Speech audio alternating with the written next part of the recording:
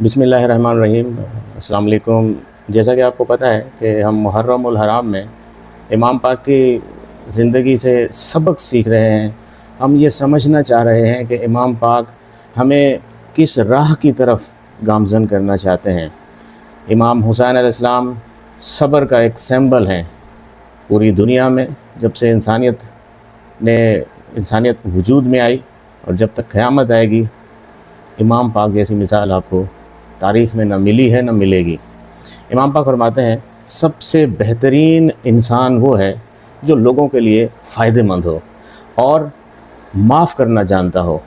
دیکھیں آج کے دور میں ہم اپنی جو زندگی گزار رہے ہیں، ہم لوگوں کو کیا فائدہ دے رہے ہیں؟ سب سے پہلے ہمیں being a Muslim, us society کے ممبر ہوتے ہوئے ہمیں یہ سوچنا ہے کہ ہم لوگوں کے لیے فائدہ مند ہیں یا ہم ہر کسی کے حسد میں گم ہیں۔ تو ہمارے اندر جو ایگو ہے اس کو ختم کرنا ہوگا۔ امام پاک نے بالکل واضح بتا دیا کہ آپ لوگوں کے لیے فائدہ مند بنیں، آپ لوگوں کو ریلیف دیں، آپ لوگوں کے لیے مددگار بنیں۔ آج ہمیں اگر سوسائٹی میں یہ چیز امپلیمنٹ ہو گئی تو میں سمجھتا ہوں کہ نہ غربت رہے گی، نہ مفلسی رہے گی اور نہ مایوسی رہے گی۔ دیکھیں امام پاک فرما رہے ہیں معاف کرنا جو جانتا ہو وہ بہتر انسان ہے۔ کہ ہمارے اندر اپنی ایگو جو ہے، ہم کسی کو معاف کرتے ہیں، ہم اسی بات کو لیے ہفتوں، مہینوں، سالوں بلکہ پوری زندگی گزار دیتے ہیں، تو یہ بڑا مسئلہ ہے۔ ہمیں امام پاک کی زندگی سے یہ سبق ملتے ہیں، بلکہ انہوں نے یہ درس دیا، ہمیں اس پر عمل کرنے کے لیے فورس کیا کہ اگر تمہیں بہتر بننا ہے، اگر بہتر انسان بننا ہے تو لوگوں کے لیے فائدہ مند بنو۔ اب جو انسانوں کے لیے فائدہ مند کہا گیا ہے، اس میں صرف مسلمان نہیں ہے، جتنے بھی انسان ہیں چاہے وہ کسی مذہب سے بھی تعلق رکھتا ہو، امام پاک فرماتے ہیں کہ ان کے لیے فائدہ مند بنو اور معاف کرو، کیونکہ سب کچھ تو اللہ کے ہاتھ میں ہے۔ اگر آپ بدلے لینے کی آگ اپنے اندر رکھتے ہیں اور بدلہ لے بھی لیتے ہیں، کیا خدا پر یقین نہیں ہے؟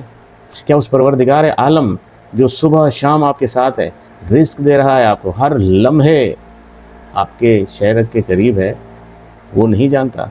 آپ کو اگر کسی نے تکلیف پہنچائی تو کیا آقا دو جہاں صلی اللہ علیہ وآلہ وسلم کی زندگی ہمارے سامنے نہیں ہے؟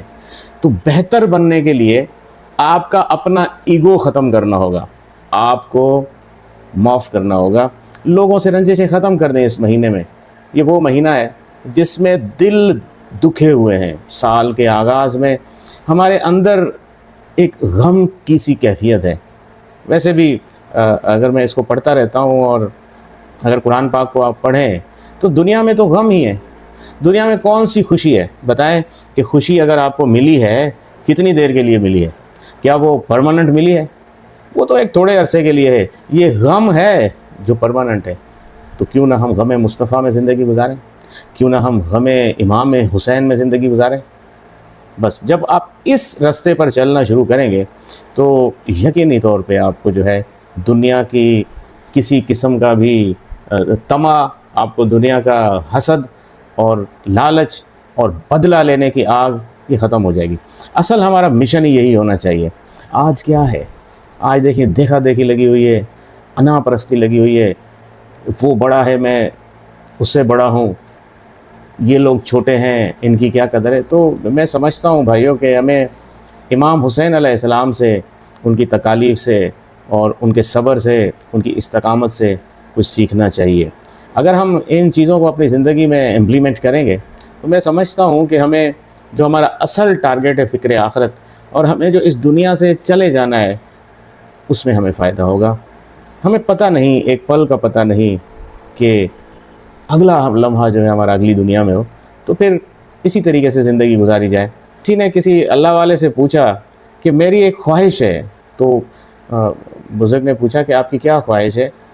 تو اس شخص نے کہا کہ میری خواہش یہ ہے کہ میں جب اس دنیا سے جاؤں، مطلب میری جب موت کا وقت ہو، تو میں آخری نماز جو میری فرض نماز ہے وہ میں نے پڑھی ہوئی ہو۔ میں سست ہوں، میں سستی کر جاتا ہوں، نمازیں رہ جاتی ہیں، تو یہ آپ دعا کریں۔ تو اس اللہ کے ولی نے کہا کہ تم ہر نماز کو یہ سمجھو کہ وہ تمہاری آخری نماز ہے، اس کے بعد تمہیں زندگی کا موقع ملے یا نہ ملے۔ اگر ہم ایسی سوچ رکھیں گے، اصل اسٹیٹ آف مائنڈ ہے، اگر آپ سوچیں گے تو کچھ ہوگا، نہیں سوچیں گے تو کچھ بھی نہیں ہو رہا۔ ویسے بھی تو کچھ بھی نہیں ہو رہا، سوسائٹی میں آپ دیکھیں کسی کو کچھ ہو رہا ہے، لیکن جب ہوتا ہے تو پھر پتہ لگتا ہے. جب پتہ لگتا ہے کہ فلاں جگہ پہ گاڑی میں بندے جا رہے تھے, آگ لگ گئی, جہاز میں جا رہے تھے, جہاز کریش ہو گیا, تو جب ہوتا ہے تو پھر اس طرح ہوتا ہے. لیکن نہیں ہوتا تو لوگ بے پرواہ ہیں. لیکن اس مہینے میں محرم الحرام میں 2 محرم کو امام پاک سفر میں ہیں, کربلا کے قریب ہیں, عراق کراس کر چکے ہیں. بڑے رقت امیز واقعات ہیں. جیسے جیسے محرم آگے جائے گا تو واقعہ کربلا شروع ہوگا. امام پاک کے پاس قافلے میں لوگ جمع ہوتے گئے, لوگ جو ان کا ساتھ دینے والے تھے ساتھ ملتے گئے.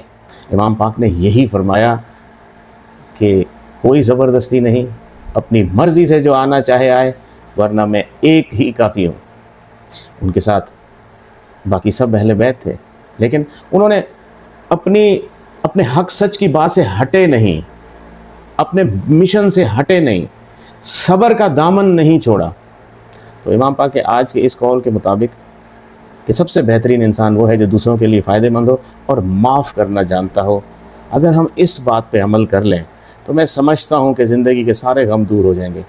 یہ میرا یہ تیرا کی کہانی ختم ہو جائے گی, حسد ختم ہو جائے گا, طمع ختم ہو جائے گا, بغض, کینہ, یہ سب ختم ہو جائیں گے. ہم اگر اس میں کامیاب ہو گئے تو پھر ہم ایک اچھا معاشرہ بنا سکتے ہیں, ورنہ یہ دنیا ویسے ہی اندھیرے کی طرف جا رہی ہے. موبائل فون نے نئی جنریشن کو تباہ کر دیا ہے. ایون کہ وہ بے حس ہو چکے ہیں, وہاں پہ لوگ مر رہے ہیں, جل رہے ہیں, اور یہ سیلفیاں لے رہے ہیں. تو بتائیں اس قوم سے کیا توقع ہوگی؟ اس اگلی نسل کو, اپنی نسلوں کو امام پاک کا کربلا کا واقعہ پڑھ کے سنائیں, ان کو بٹھائیں, ان کو موبائلز پہ یہ چیز دکھائیں, تو پھر آگے ہم سمجھتے ہیں کہ کامیابی ملے گی. ورنہ پھر دنیا تو ویسے ہی تباہی کی طرف ہے, قیامت آنی ہے. لیکن جو امام پاک سے محبت کرتا ہے وہ یقینی طور پہ اس دنیا میں بھی کامیاب ہوگا اور آخرت میں بھی کامیاب ہوگا. انشاءاللہ اگلی ویڈیو میں ملتے ہیں. السلام علیکم.